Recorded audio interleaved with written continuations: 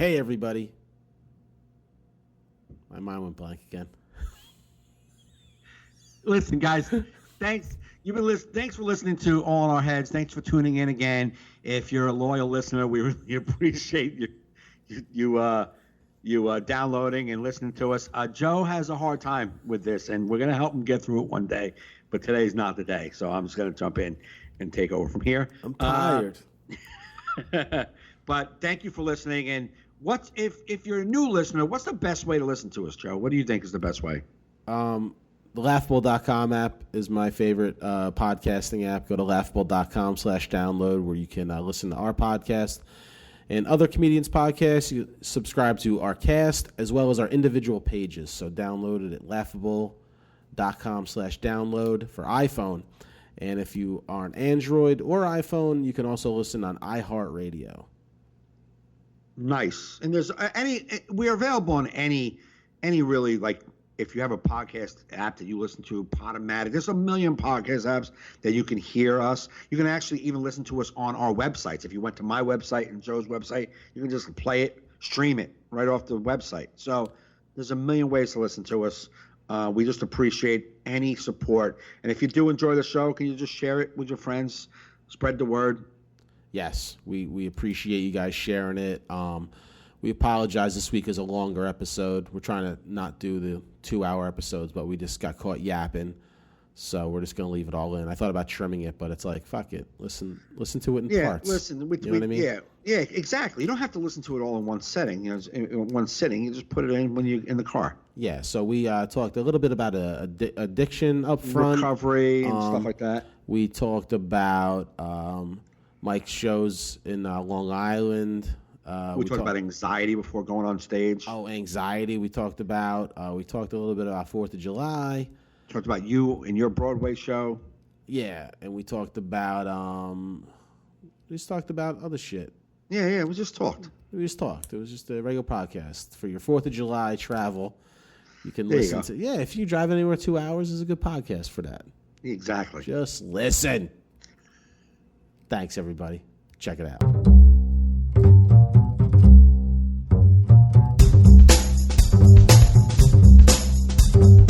You're listening to All in Our Heads with Joe Fernandez and Mike Gaffney. Please enjoy the show.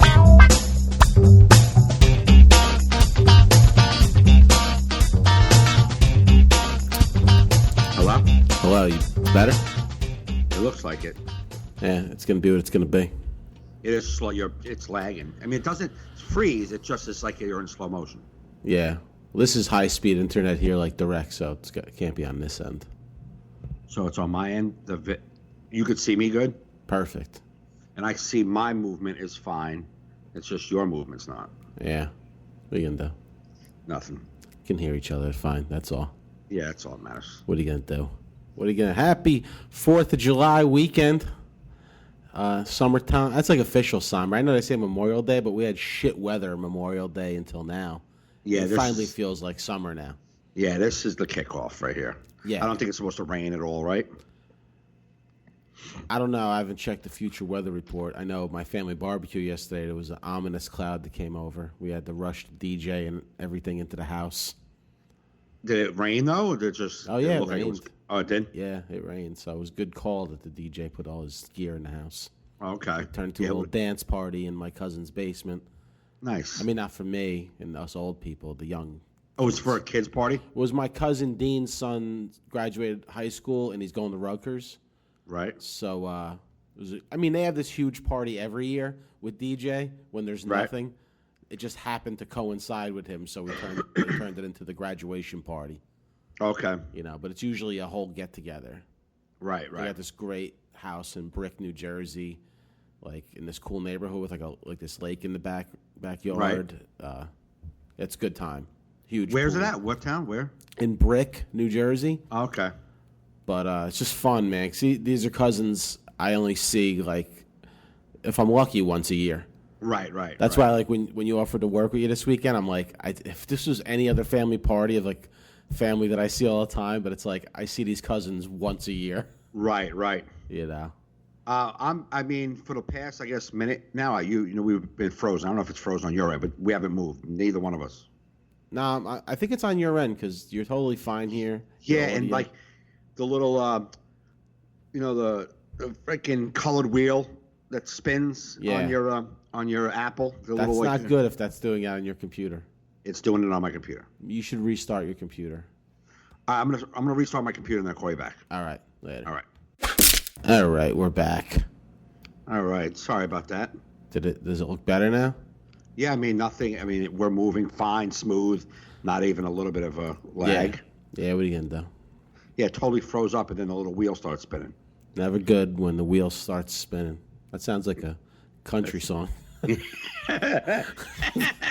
Computer country song. A country song about MacBook. Never been good when the wheels start spinning. Getting into that again. No, I was gonna say we're gonna go that route. It looks No, like we're going. no. All right.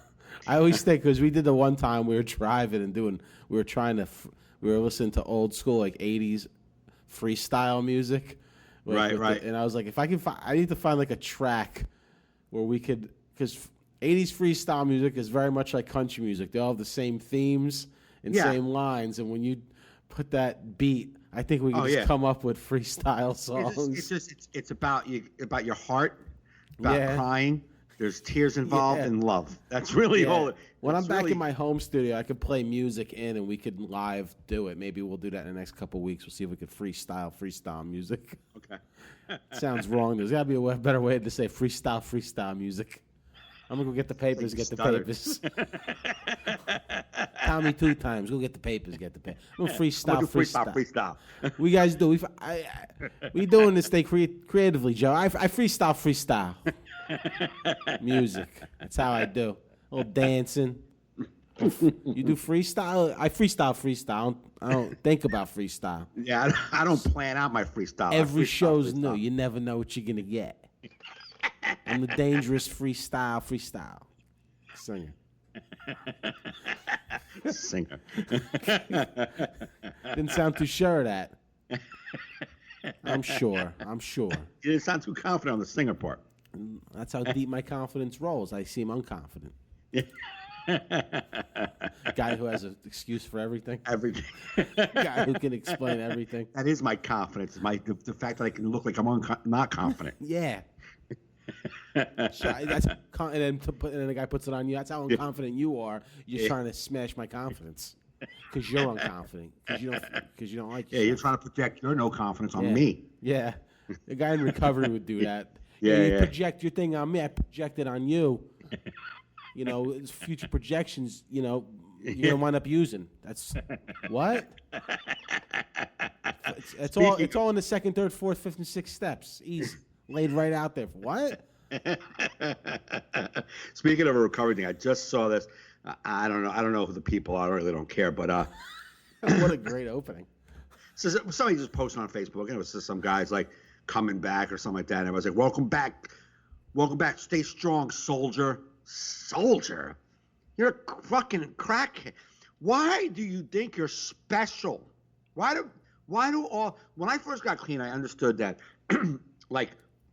Only other people who struggle with maybe crack and heroin addiction can understand us.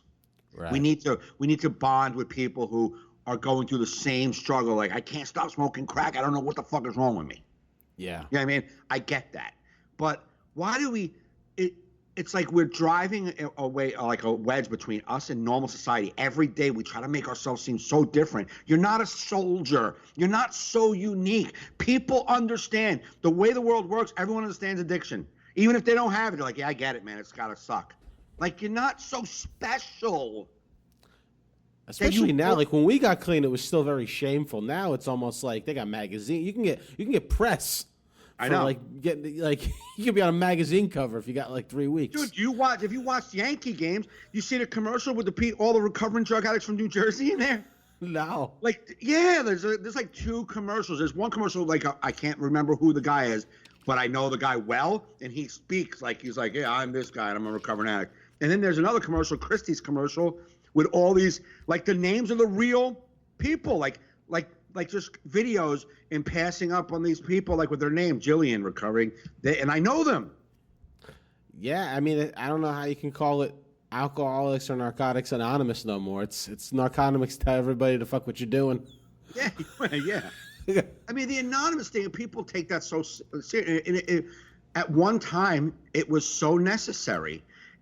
Nowadays, if you tell, I tell every single person, yeah, I'm recovering. I'm a recovering alcoholic addict. I don't drink or do drugs. Every single person, not one's like, oh my God, you're a piece of shit. Everybody's like, oh yeah, my cousin, oh my sister, my mom. Yeah. Everybody knows someone who struggles. Yeah, no, it is. It's weird though. I get, like, I was pretty open with my anonymity early on. Right. You know, whatever. No, but It is very weird though. It is very weird to see it like magazines and shit. Right. Like recovery magazines and these. I don't know, man. It's like, I get it, but it's weird to me. It does seem weird. Like, right. I saw a person I know in recovery post. He has business cards he puts out. He's now a recovery advocate. That's like right. Like what the fuck does that mean? Yeah, yeah. Like, you just hang cards. He goes and and fights for like recovery things, like things that can help people in recovery. Not only people in 12-step programs, but like in the system to help people get help. Yeah, no, I get it. You know what I mean? But people need. There's got to be more, awareness that people need help to get better. That's all well and good. And I understand the anonymity part for some people who their jobs would not be all right with them. Yeah. You know what I'm saying? And that I get, why it's still important, but I don't think it's like so like secretive anymore because it's so accepted and you're not every single person struggles in life, man. You're not special because you don't do crack, man. Yeah. I'm trying to find the picture. Soldier. Yeah, soldier. Soldier. What the fuck? Soldier? I mean, I get it. You know what? I guess, like, I don't know. When you're new, it seems that way. It seems it's very. I think we're so far removed. That we don't see the. But the reason why I'm so far removed because I mean I don't see the day-to-day struggle right now, but I don't forget it. I know what it feels like. I know what it was like to have to get clean and learn to hang with different people, to do different things, to learn a whole new way of life. I totally understand that. Right. Totally understand it. And like I've always said, my story will always include recovery. I mean, a 12-step program, because that's where my story started. There's no way for me I can't denounce it and be like, I don't know how I got here, but I'm here. Like, I know how I'm here. Right. I've just grown past it. I've moved on. The program has always said this is a program for people who want it, not people who need it. I don't want it anymore. You know what I'm saying? That's it. Yeah. And it always applied. When the first day they were like, hey, if this program was for a program who needed it, we would fill this giant stadium with meetings, which it's only for people who want it. And by me saying I don't want it doesn't mean I don't want to stay clean, doesn't mean I don't want to be the person I am today. It just means I don't want all the crap you guys do. Yeah. I just don't want it. I am okay without thinking like you guys do. Every other word is some sort of fucking recovery sentence. I'm good, man. I can't. I don't. I want to be a person. I just want to walk and breathe and enjoy life and laugh and joke and talk. And I know people who are in the program hardcore and they go to church and all this stuff and they got less faith than I do. Yeah. They have less less hope and less confidence that things are going to work out than I do. Get the fuck out of here. Yeah, you know what it was? It wasn't a recovery advocate. His card is he's a recovery coach. I was like, what is that? Oh, that's insane. Advocate, I can support. Coach, yeah, no, it was a recovery coach. Like here, like coach. I didn't get it. I don't know. I guess I'm just too removed. I guess that's the new thing now. No, well, I understand what he's doing, but he's trying to make a business out of being a recovered right, and that's what bothered me. Yeah, that's right. That's like 100%. If you're you go to college, you become like a therapist or a certified whatever they are. You know what I mean? But like, yeah. You're just you're just like me, just making up cards and like, yeah. I don't know if he's charging. I don't know. Right. You know what I mean? But I don't know. I felt weird about it. Like I was even thinking, I was walking in the woods today. And I was listening to this podcast. The topic was anxiety, and I've been struggling with anxiety and panic attacks a lot lately. So I was listening to this interview about it, just trying to. But like I kind of drifted off mentally from the podcast because he mentioned something about recovery, and I was thinking about like when I celebrate and like I don't know like I'm like I publicly celebrate sometimes on Facebook, and I'm like I don't know if I want to. Like I think I wanted like more casually celebrate, like almost like it's so funny. Like just like I'll be coming up on like I just that 22 years, like it'd be 23. It's like I don't know if I want to be. I don't know if I want to put myself out there like that person anymore. I totally relate.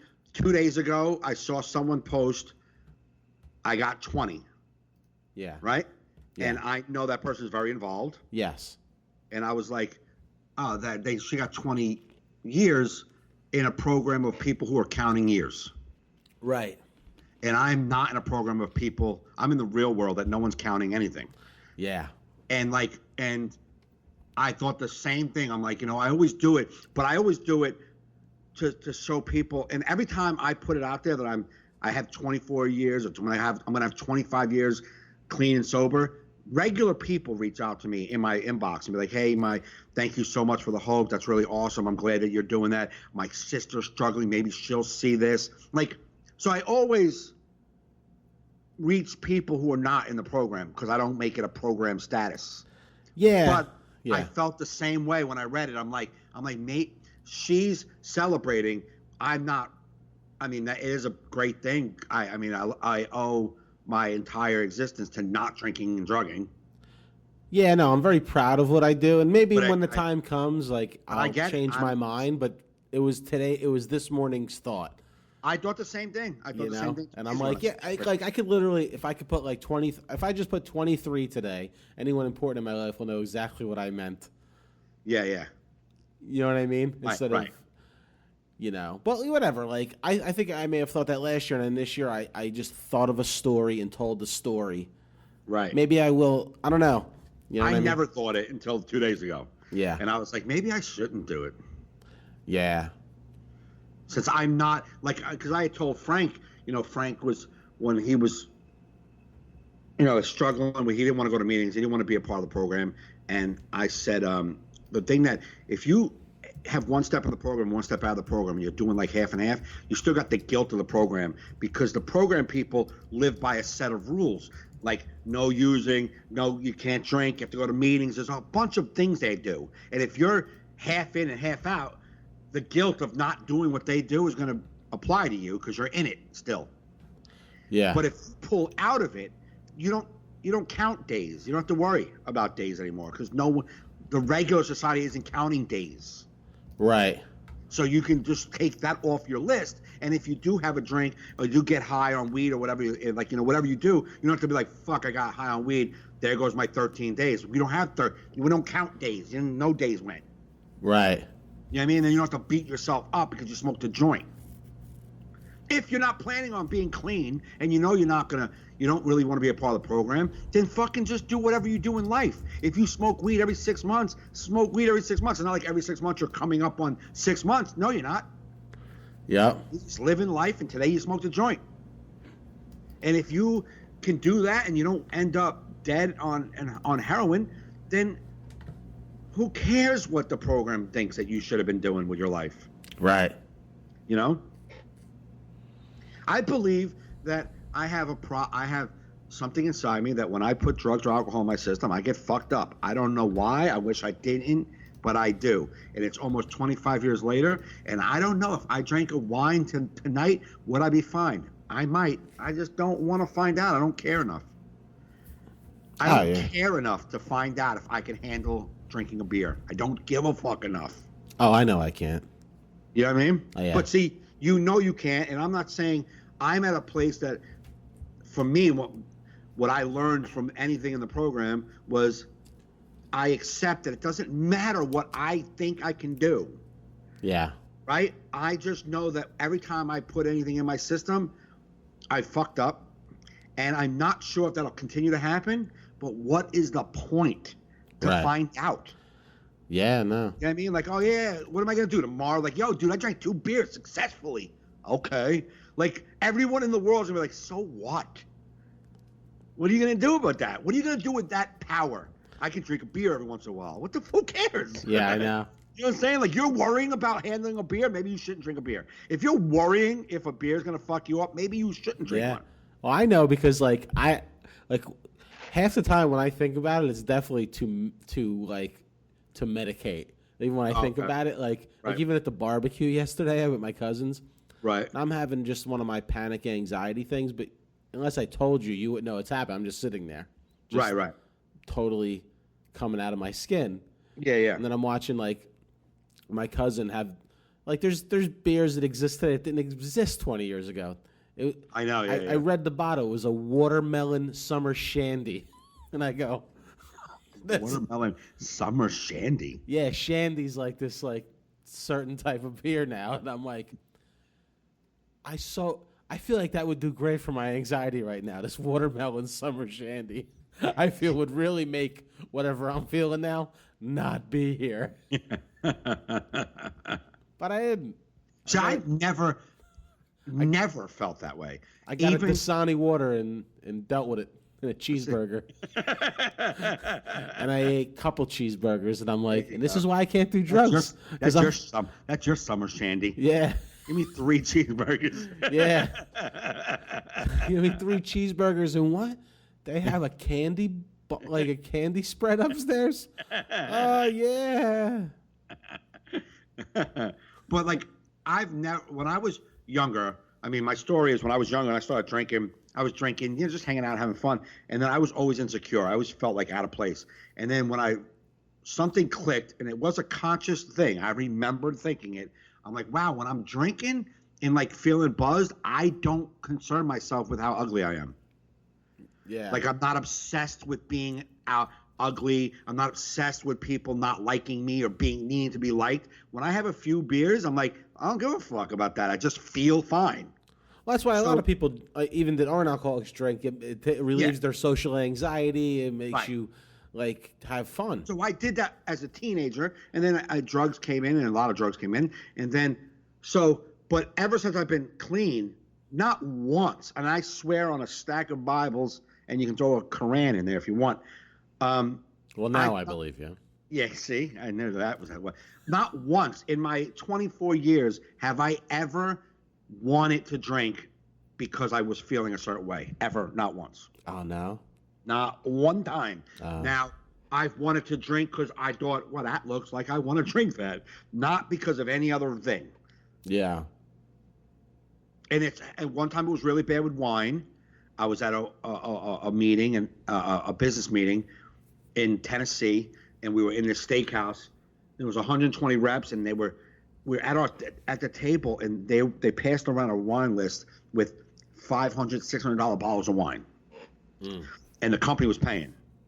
So everyone at my table started ordering just amazing bottles and glasses of wine. The people were coming over pouring these glasses of wine, and this red wine, and it was like a peachy orangey wine, but the red wine looked like pure silk. It looked like just shiny, simmery silk. And I was like, I want that in my like red rosy silk. I want that. It looked so good. Yeah. I obsessed for about an hour. I almost drank. I had, I think, 8.5 years. I almost had a glass of wine. Got on the phone, talked to my sponsor at the time. First I called my friends, then I called my sponsor. And I talked to him for about a half hour, went upstairs, and didn't drink again. And then when I started doing comedy, I was at the Ha Comedy Club, and they were those Smirnoff Ices. Yeah. The bartender took them out of the bucket of ice and put them on the bar. And just watching the water glisten off of this. I was like, wow, that looks like that would be really good. It just looked like thirst quenching. And I wanted it right then. And I got to tell you, that's probably the only 2 times that stick out in my 25 years that I want, or my 24 years that I wanted to drink. and it was not because I felt anyway. I've never wanted to get high because I feel miserable or sad. Nah, I am a miserable, sad person for the past 2 months, and not once did drinking or drugging go, you know what, that'll make me feel. No, that doesn't. No drugs ever made me feel better. Never. Oh, no? No. I got high to get fucking high. I didn't get high. I got high because I wanted to be fucking high. I wanted to be in a different plane. I wanted to obsess over getting crack, so I didn't worry about the fact that I was a failure in life. So when I smoked crack, I was focused on getting more crack, so I didn't think about the fact that I was going nowhere, that I was 24 years old, big fucking loser. Right. So now I'm 47 years old and I'm a big loser, but crack doesn't make me go, I think I'll smoke some crack so I don't think about being a loser. Like, now I'm good. That doesn't even come in. Yeah. I'm great. I think I started drugs, like when I was getting high and drinking, it was just for fun. Yeah. But then normal life happened, normal shitty parts of life happened during that time, and you realize it does work. If like I just started using it to medicate, right, just because of, oh wow, I don't need to think about this now. Right. No, that's it became like a self-medicated thing for me, or like, it just became the thing. So right. That's why sometimes when I do feel like shit, I do think like it would be like I know it will briefly work now. Because how I know, because I've experience of it briefly working. Right. I know it don't long term work, and just gives me more problems. Right. You know what I mean? Because that's my, I don't know. Like I thought about, I think about addiction a lot, and we were talking about my cousins a lot, because we have members of the family that are addicts. Right. And like my one cousin doesn't believe it's a disease, and I've heard people say that, and then I kind of think about my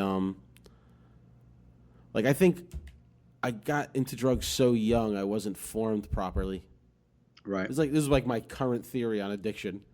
Like I wonder if I started drugs at like 25 or 30.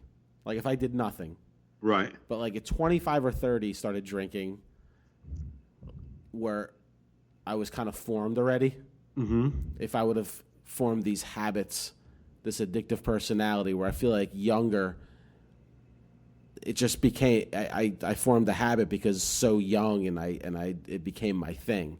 Right. And how I knew to deal, and right.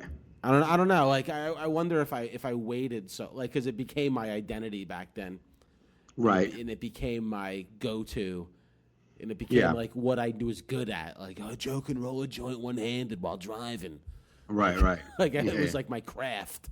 Right. I was using. Like, right. Joe's good at breaking up big bags of weed into like by eyesight, and he's great at, it's like seeing the weight. Like I was so precise. I wonder if it's just like a thought I have. Like my brain chemistry wasn't ready yet. Yeah. To take all that shit coming in. Yeah, but there's a lot. I mean that's your theory. But there's a lot of people who did at a young age do a lot of drinking and drugging, and they just like moved on. Yeah. I don't think everybody because a lot of people that I know did drugs and alcohol, and then like they're like really good society. They didn't go to pro. They were just like this, moved on, and they just live life now. Like they developed around drugs and alcohol being pumped into their system.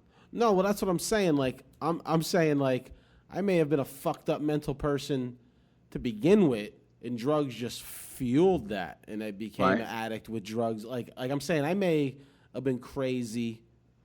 You might, if you're saying if you didn't do drugs and alcohol and you didn't start till you were 30, you think you would have been fucked up anyhow? In those, I don't know. Like, is this like panic, anxiety? These things that I use though, like this stuff that I considered like triggers and like this addictive side of me. Was it me? And drugs fueled it? Well, and maybe because like what I'm saying is I never like if you take like back then, like at 14, 15, I'm going through the trials and tribulations of 14, 15-year-old, but I'm having fun with booze and weed, but I'm not thinking. I'm not. The word addiction's not even in my brain. No, Then you start doing coke, and then people are starting. I don't know. You just start like it just. I don't know. Like my brain's not formed yet. Like I'm not learning how to deal. Like those are the years I'm learning. You should be learning how to deal with life and heartbreak and success and failure. And I'm just numbing myself for 5 years. Right. And then I start fresh now at 20. Well, that's what I should have been learning at 15. What? But that's the theory. I mean, people in recovery, like, they stop growing when they start doing the numbing, and then some guys are getting clean at 45 years old and thinking they're still 12. No, like my thing is, say like I healthily learned how to deal with these things growing up and I wasn't doing drugs or partying. I was just like a quote unquote nerd. I get what you're saying. Yeah. And so at like 25, 30, I start having some beers and a little weed. Yeah. Maybe I'm a little bit more formed human where I will say no to coke and heroin. I'm a little bit more like adult making better decisions for my life instead of be like, yeah, I'll sniff it. Yeah, I'll drop that. Right. You know what I mean? You know what I mean? I don't know. I do understand what you're saying. I get what you're saying. I think, though, like, if you believe in this disease thing, then you believe you had the disease, whether you did the drugs at 12 or whether you did them at 30.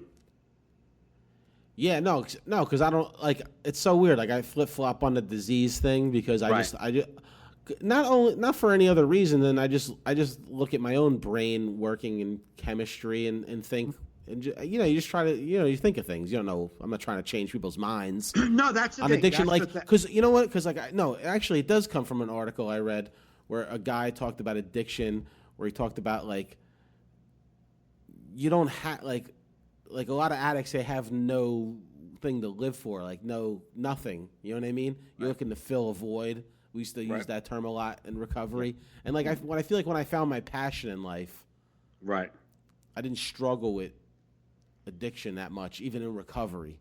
Right. When I found what I wanted to do with my life, when I found a path in life, you know what I mean? Like I haven't struggled with drugs, thoughts of it in a long time. Right. Like, you know what I mean? Yeah. I don't know. But I think there's a million stories in that. I wish I could find that city. Article again. There's a million stories. That's why like no one is the same. Like the thing we have in common is the fact that we all did drugs to the extreme or alcohol to the extreme. That's the one thing we all have in common. The path and the reasons and the thoughts behind it. That's what I think. That's the problem I have with the program is they try to make it like one formula. It's like comedy. Like, oh, how did Seinfeld get to Seinfeld? I don't know, but there's no fucking bus you can hop on to get to Seinfeld. You know what I'm saying? Like, it's your own path. You'll fucking either get there or you won't. Like, so people in recovery, we all have our own reasons, our own thoughts, our own things that make us who we are. That's why I just don't like the blanket, this is how we all should do our lives. Like, no, everyone should do their lives what applies to them. Right. But what I feel with regards to the disease portion is I just know that when I put drugs and alcohol in my system, I wasn't able to control it. That's as simple as I make it. Yeah. And I all the other thoughts and like I get crazy thoughts, man. I get sick disease thinking like, nah, everyone's sick. Everyone has some kind of weird shit. The risk that we run is that if we think that I can drink a beer or smoke a joint, then we can fuck shit up big time. And some other person who may have sick thoughts, smokes a joint, is fine. Yeah. Yeah, I mean, that's the difference. The difference is when I do it, I got to accept the fact that I can't do it like everyone else does. Like the guys who belly up to the bar after a day of work and take a couple of shots, drink a beer, and go home to end their day. I can't do that part. Yeah, unfortunately. But if you think what was it like just in terms of addiction, if you take drugs out of the way, if you think like addiction is a thing and drugs is just a part of it, like what was it? The Jim Norton's manager, what's his name, Jonathan or whatever, I forget his last name, but he spoke about it one time where he said comics all have addict mentality. They're all like, "What's next? What's next?" No matter what you get them, what's next? What's next? Right. And they were talking. And then they started talking about more like that's how people are these days. Right. Like can't keep up. Like no one's living in the now. It's like what's next? What's next? Right, Like this right. very, and I have that addictive personality too. That's where I see the addiction. He's like, what's next? Right. I just like wherever I get to. Right. All right. Okay. What's next? Right. Like, never living in the moment. Right. Right. You know what I mean? That's a big addict thing, and Yeah. you know. But I don't identify with a lot of when I was young, getting high, doing coke, smoking crack. I was a fuck up, man. Like when I got clean, I realized that 80% of my problem in life at 24 was because I was smoking crack. You know what I'm saying? Like Right. my life was a shambles because of my drug addiction. I wasn't a shitbag. Yeah, but do you believe Crack. addiction is a self-centered disease, and that like even people after giving up drugs live self-centered life that still fucks up their life because it's all Yeah. about them? I do, but I don't believe That's what like the term dry drunk and whatever. No, I you know. I know. I do believe that it is a self-centered issue, right? Because we decide we want to do whatever we want to, and we come first, fuck everybody else. And I believe that carries on even after you stop using using drugs. You still can be a self-centered motherfucker.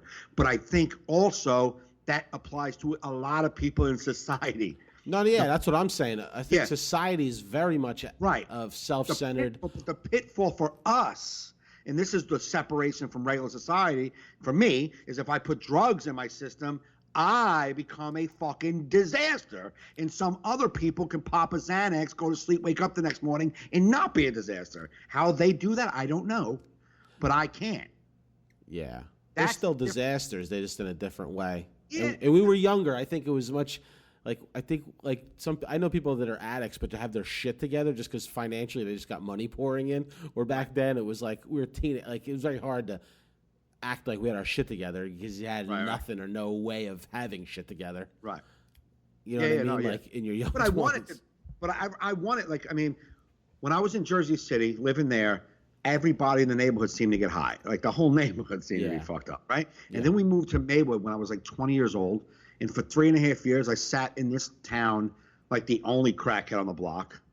You know what I'm saying? Like, and the people across the street from me were younger. Like there was like 25, 26-year-old people who lived across the street from me. And they were like so productive. Their parents were so proud of them. And I just watched them live. And I was like, they got up for work in the morning. It was just, they looked like life was, that they had a good life. And I was just like a disaster, robbing people, just obsessed with getting more drugs.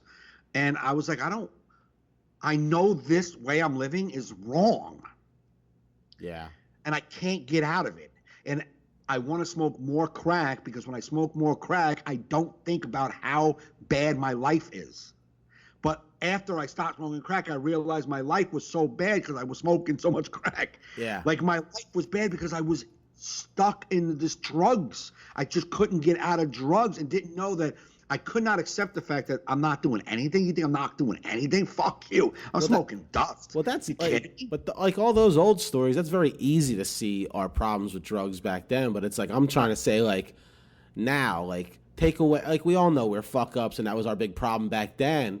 But Right. like you clean a lot of years, do you see a correlation with what we do today, where it's still you remove the drugs, but you're still fucking up mentally. I do. And but you don't. But you still like I ain't changing what I do because No, because I have not. I know I fuck up still, but I know it, and I say it, I admit it, and I'm trying my best to not be a fuck up. And sometimes I am a fuck up, but I'm not the guy who was like, I don't give a fuck. I'm not that guy. Yeah, I'm saying I'm like speaking for myself. Like, do I not get the change? Like, do I not like back then? It was urgent need to change because like life was on the line. Right. Like but don't friends you were feel it dying. much? You feel it in your like. Forget But like that. I feel like because I'm not like in that situation, I feel like when you're recovery and you're not in that situation where like I could overdose. Yeah, but it's like, see, there's the difference. The difference for me is that it wasn't about so much the drug part. It was how I felt about everything. I didn't want to feel shitty about myself. And like if I'm doing bad things, I try to be honest about it. And yes, I might be honest and then do nothing about it and then have to get honest again. But like, I'm not the guy who's like, you know what? I'm not going to die of an overdose, so I don't want to chat. Like, I know in my gut what's right and what's wrong, and I try my best to be right. Right. I try my best, and like, and that was something. I think that was always there for me. I'm not a bad person. No, I'm not. It's not about being bad people. I don't know. I guess I'm just not. I'm not. No, I guess I'm not speaking clearly. I guess I'm just not able to express what I'm trying to say because I feel like you're not getting. I'll have to think about it more and bring it back in the future. I feel like you're taking it a totally wrong way than what I'm. You're saying that if no drugs and alcohol right now, do you feel like your self-centered way is like that's what you're trying to tell me, right? Is a correlation. I guess. I mean, like we all know the stories of like, I smoke crack. That's why I fucked up. I'm so beyond even giving a shit about that past part of my life. All right. Okay. You know what I mean? Now today, what are you talking about? I don't know. I don't even want to talk about it no more because I feel like I've lost track of where I was 15, 20 minutes ago. I feel like we've went off the rails, and I don't even know what the point I was originally trying to make because we went off on tangents. Okay. You know. No, I don't. No, I know. I'm saying we went off on tangents of past drug use and what we were like. That I lost my path I was trying to get on with. Oh, because we started this conversation with sometimes you feel like you still want to self-medicate your problems, like sometimes. Yeah, like I mean, no, that wasn't the original thing. But that's where we started the thing. Yeah. So the conversation of why I smoked crack was because that is where it started. Like my life felt like it was in a shambles because of my drug use that I was back then using it to just not feel bad about my shitty life. Nowadays, I don't feel that I want to use drugs because it'll make me self-medicate. I've never had that feeling. So that's where the conversation started. Yeah. I don't know. I don't know where you were going with it from there. No, I was taking it away from drugs and self-medication with drugs. I was trying to, whatever. Who cares? We'll move to a different topic because I don't even. All right. Yeah. Whatever you want to do, Joe. Whatever makes you feel better. That's not what I feel better. I lost the focus. Yeah, but you don't even know where you started. That's what I'm saying. Exactly. That's my point. So, yeah, we can't get back to your focus if we don't know where you started. Hence the term losing focus. No, losing focus is like where you're at now. I lost my fucking train of thought, but I don't even know where we started to get back on the train of thought. Because I lost it. Why? What? Because it went off somewhere else, and I don't know where it was. Okay. Hence the term lost it. But anyway, I know where you said something. And forget that whole other thing. You were talking about something else. You heard the wanting to celebrate. If you wanted to celebrate, that's kind of where the whole conversation came in. Celebrating 20 years, not feeling like 20. Coming up on 23. Whether you wanted to put it out there as a major celebration or. Yeah. But that's how our whole recovery topic started. Yeah. Did you see? Did you watch? Did you see Al Madrigal's Showtime special? Did you see it? Yeah, I liked it a lot. Right? It was funny, right? I saw it on accident. I woke up I was watching something on Showtime, fell asleep, and I woke up and it was on like in the middle of the night.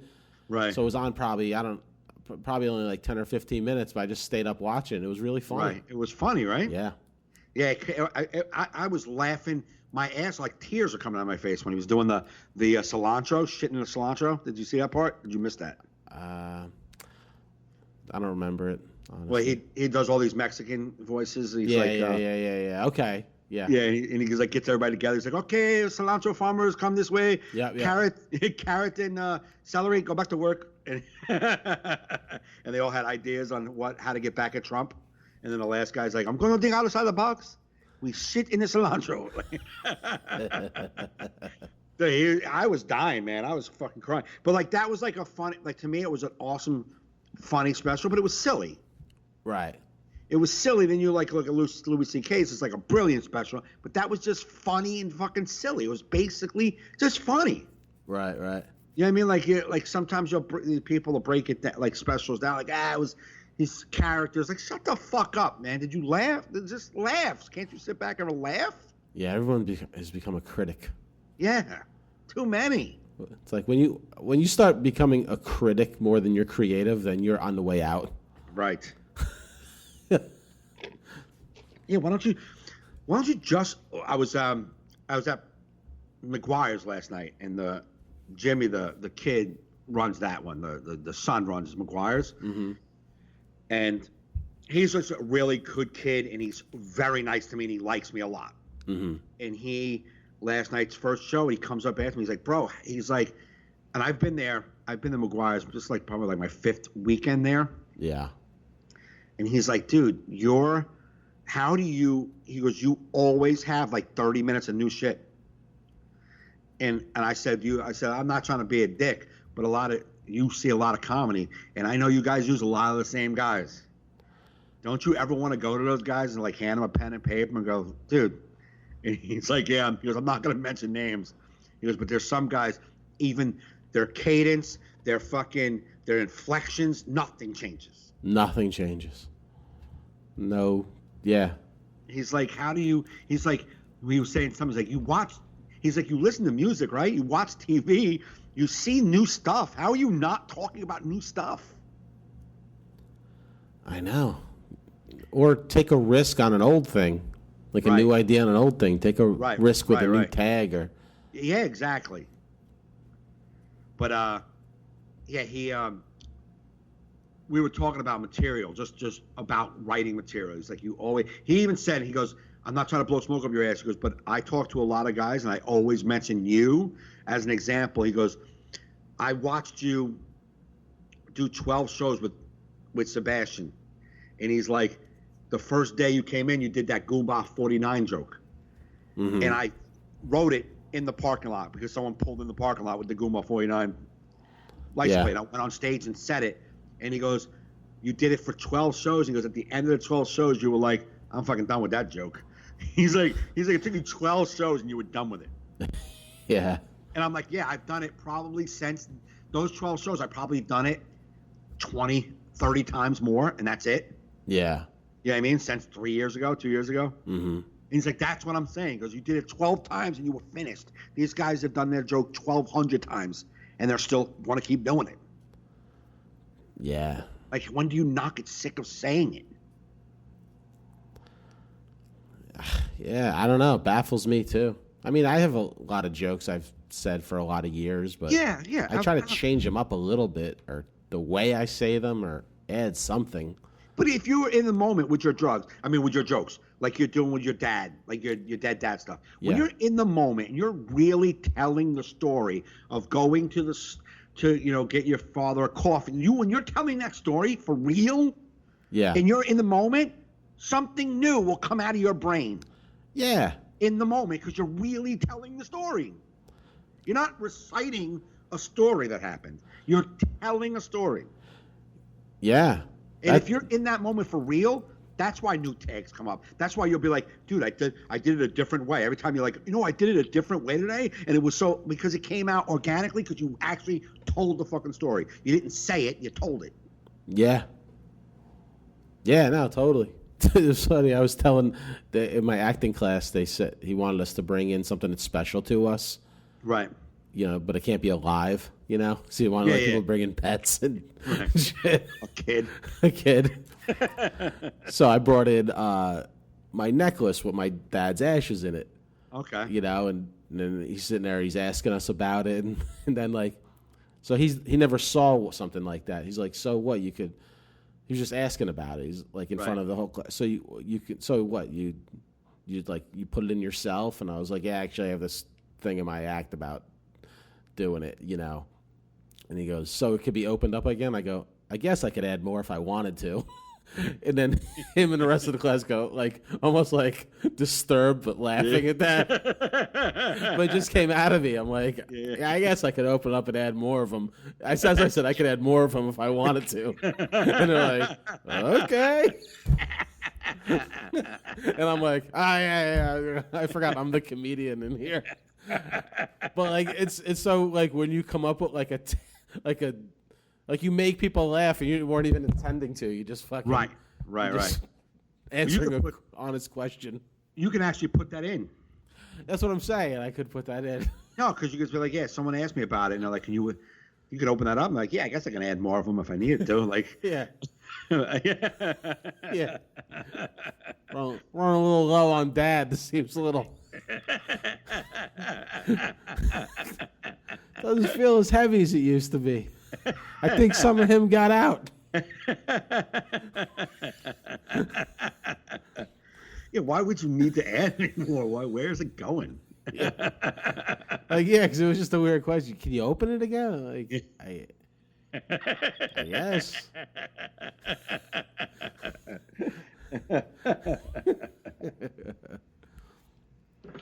An audience member came up to me last night at the show, and young, probably like in his early 20s. He's like, I'm sure a lot of people come up to you after shows and try to give you jokes. Like, actually, no, nobody comes up to me.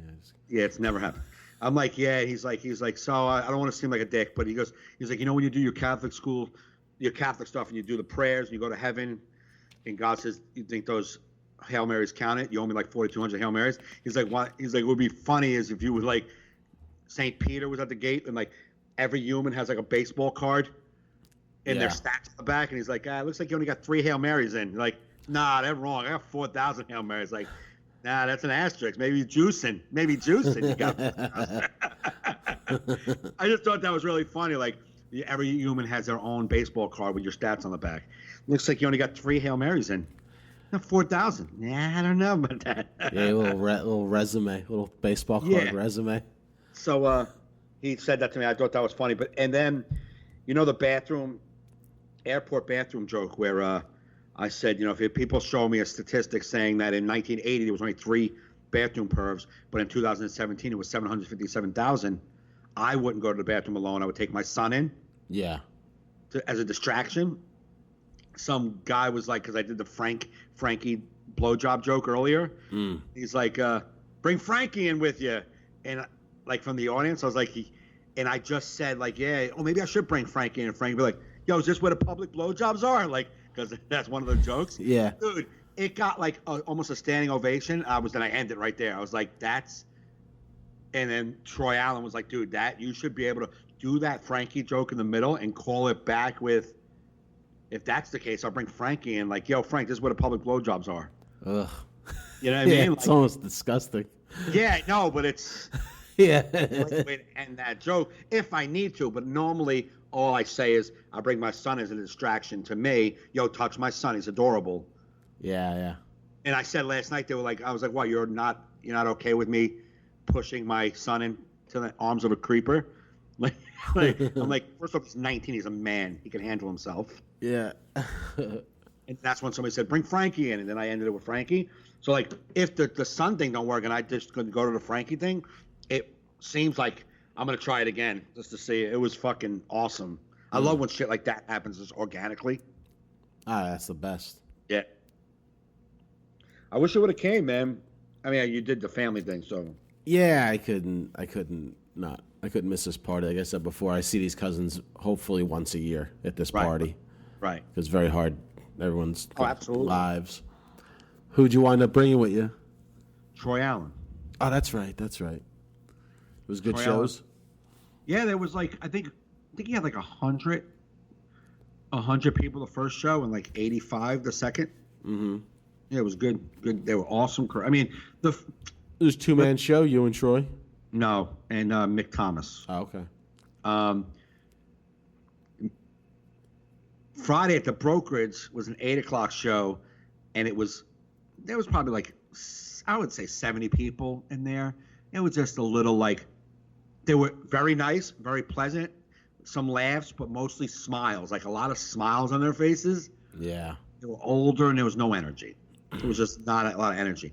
Saturday's first show at McGuire's was, I thought was awesome. And then the second show was all these younger people, and you're like thinking that the energy is going to be awesome with these younger people in the second show. Uh-huh. And they like, I did it 50 minutes on the second show, and I would say for 40, they were really good. The last 10, like, as the last like 15 minutes, they just where their energy was gone. And then the last 5 game, the last 5. So it was just like, they just started losing their energy. Just like, it was just like, blah. and it was real. And I was working a lot of stuff out. I did like a lot of new jokes, man. I was like really happy with my. I did this. I brought back the gym bit, but not with. Yeah, I have abs. Like not that part. I just said my trainer was gay, and I did his voice. And I was like, his name is Trevor, and I'm like, a lot of people like they'll say that's so stereotypical. You shouldn't do that. Not all gay guys sound like that. I'm like, absolutely right. Not all gay guys sound like oh my god, but a lot of gay guys sound like oh my god. You know what I mean? Like right. Not all black guys say yo motherfucker, but a lot of black guys say yo motherfucker. Right. So not all Puerto Ricans say jankies. Right. But a lot of Puerto Ricans say jankies. Yeah. And then I end it with, not all white people say, I'm going to call the authorities. But a lot of white people say, I'm going to call the authorities. And then I said, that I don't try to do negative stereotypes, but I don't like when I'm in line and there's a long line, slow, and there's like two black women in line going, they better motherfucking move this line. Like, why you got to be so loud? And then there'll be a white woman in the line and saying the same thing, basically, like, they better open another register or I'm going to call a manager. Like, she basically said the same thing as the two black women going, they better open a motherfucking register. But I'm only one of those people made me uncomfortable. Yeah. I said that, and that got a good laugh. Like, I was doing, like, this whole racist chunk out of, like, a book thing that I've been doing all racist shit with. And it got laughs. Both times got laughs. I was like, all right, so. That'll work. It's racist, but it's not. Whatever makes you feel good, man. If it's if you want to be racial, that's. That's what I mean, do. what are you gonna do? Yeah, that's You what gonna I'm gonna start doing. rebrand yourself, the racist comedian? That's fine. Yep, the racist, edgy comedian. Yeah, the racist.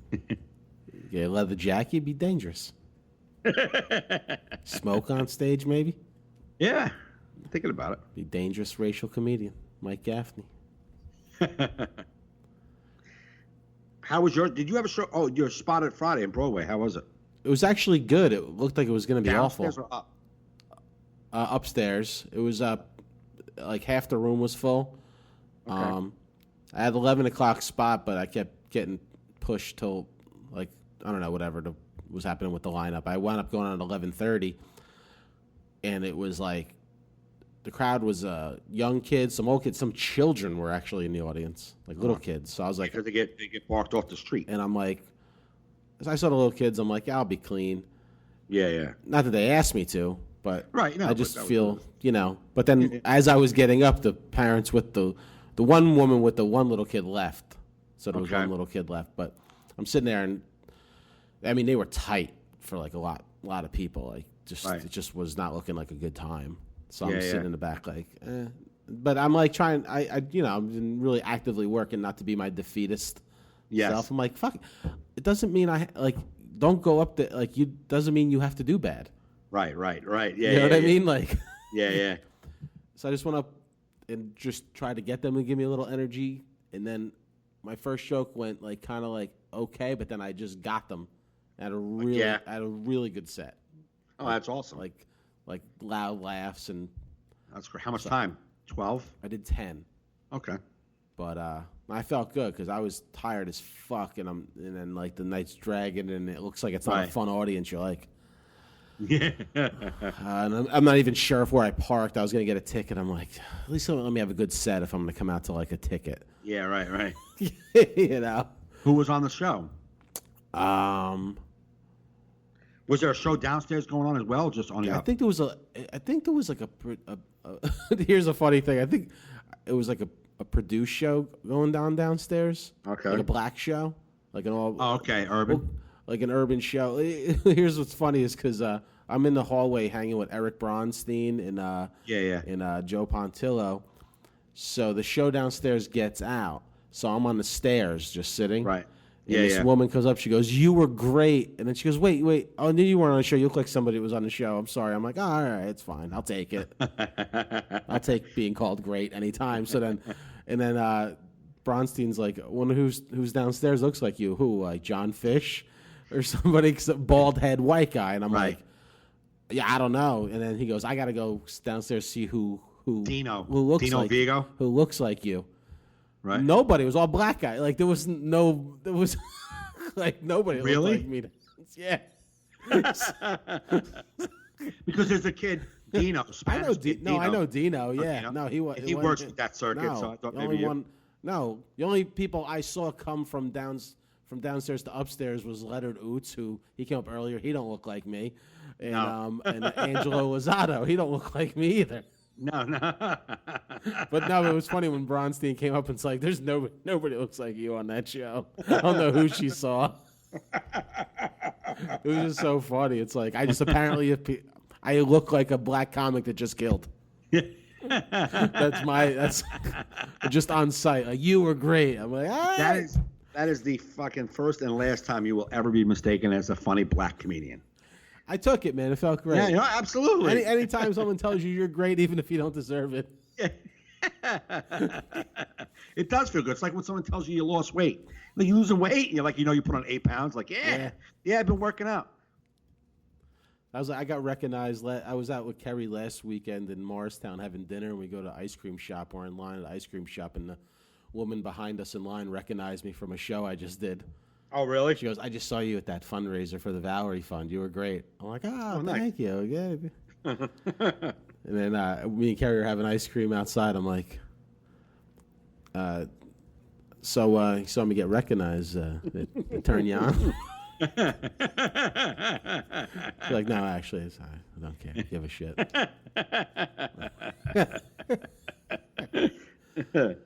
No, I said, to impress you. I got recognized. Turn you on. She just looked at me and started laughing. But no, it was a good show. A lot of comics I didn't know were on the show. Right. They seem new, some of them, because they, Okay. you could, when, like, they're, like talking, telling like a story that's probably funny to them, but it's not like a joke yet. Yeah. And like it ends, you're like, and they were waiting for like a thing, and it's like, Yeah. you're like, yeah. It's... But then like when Joe Pontillo went up, he was doing jokes and did, Right. it's like, oh, okay, jokes. The crowd was good, Did Eric go on too? He went on last. Okay. I went home. Okay. So I was talking with him. He's like, don't stay to see me. I'm like, all right, cool, I'm out. We were chatting the whole night, and then he went there. I'm like, I'm gonna see him. Then I met this guy for the first time. I recognized this guy comes in to do a spot, and I was like, "Is your name Chris?" And he's like, "Yeah." I'm like, "Yo, when I just started comedy, I used to watch your YouTube. You used to have YouTube videos of like teaching people about giving pointers to new comics." What's Chris his name? Murphy. Chris? Yeah. And I was like, "Dude, I watched them obsessively, and they really wow. helped me out, man." Right. Like, they really did. Like, they really gave me a lot. And he goes, "Oh, thanks, man." He's like, "I got a lot of hate comments on those videos. I couldn't read the comments." I'm like, "Well, help me out." And he's like, "Oh, thanks." Nice. But That's a nice guy right there, man. He was really nice. Yeah, I met him in that little, in the hallway, and Right. he went up like 2 people before me. Okay. It was cool to see him perform. This guy that gave me like all these pointers. Yeah. Like right. when I was not even really doing comedy yet. I did like 3 open mics. I'm just looking for anything, like any knowledge. Yeah. You know, Right. how do I not suck again this week? Can anybody help me other than me putting in more work? Or can someone tell me how to do work? I don't know how to do work. How do I just not arrive there and eat it? That's funny. That was your motivation behind it. Well, yeah. Because it wasn't like you're like, you know what, I want to learn how to write some jokes. You're like, how do I not bomb? Help me. Yeah. Well, I knew if I could get jokes. Well, it was weird because, especially back then, like I had jokes that would work sometimes. Right. So you do like that's the weirdest part of starting. Like you go up because like my first show was kind of pretty good. My first open mic at the Stress Factory. Then those same exact jokes following Wednesday, I just eat a dick. You're like, what the fuck? Like from like a 70 to a negative 70. Yeah. like how is this even possible? You know what I felt, and I feel like it's even to this day, but I think it's now that you're doing comedy a lot longer, you're in a groove, like we're in a groove, you know how to make a joke sound organic. But I think the thing you'll get the first time you do a joke, it's because it's new and fucking exciting and you're nervous and you tell it more in like a real voice. and it does well, and then the next week you think you know the beats. You're like, Yeah. so here's that joke again. You're like, no, that wasn't funny this time. You're like, fuck, why wasn't it funny? Because you put it in this little box. Yeah. And go, here's my joke I wrote last week. It did really well. Yeah. It's like it did really well last week because it came from your heart. This week it's coming from your mind. Yeah, a comic I was hanging with there in the back of the club gave me a very nice compliment of how he's seen me perform a bunch of times, and he gave me a compliment of how he views me. And it made me feel really good, like almost like embarrassed. Right. Like What's he's his like- view of you? I know, he was just saying, like, when he sees me, he's like, you seem very, like, in control up there, very smooth, like you're like enjoying yourself, like you and I'm like, Right. I was like, we don't really know each other that well off stage yet, do we? Like, you don't know the panicky, fucking anxiety-ridden person. No, but like, I did tell him, I go, I have panic. I go, I feel fine up there. Right. I torture myself getting there. Right. Yeah. I have fun at the gig. I'm miserable on the way to the gig. Yeah. like, or some people are very happy. I got a gig. Yeah, no, yeah, I hear you. I'm like, oh fuck, I got a gig. I got to. Then I get up there. I'm like, this is great. This is what I love to do. I love this. You know, I think if you talk to a lot of like comics that are like that you might admire, like people who've been doing it a while, they all have that story. Like how many times you're hoping the gig cancels. Oh, Norton said that. Fucking Jay Moore talked about being on SNL and getting panic attacks. He had the pill in his hand while on, like, they're filming. And he's got, Really? like, a anti-anxiety Yeah. pill in his hand ready to take because he's Right. about ready to shit the bed. Right. And he actually, like, stopped doing stand-up for a while because of his There's a guy, Really? you got a theater full of people there to see you, and you fucking Right. can't perform because you're fucking loaded with anxiety. Right. Well, that's the weird thing about the panic attacks now. Like I tell people, like people are like, what's wrong? Yeah, I don't know. When you find out, let me know, because that's the problem. Ain't nothing wrong. Right. I'm performing comedy at a place I perform at 300 times, Right. and for some reason, I feel like the world's gonna end.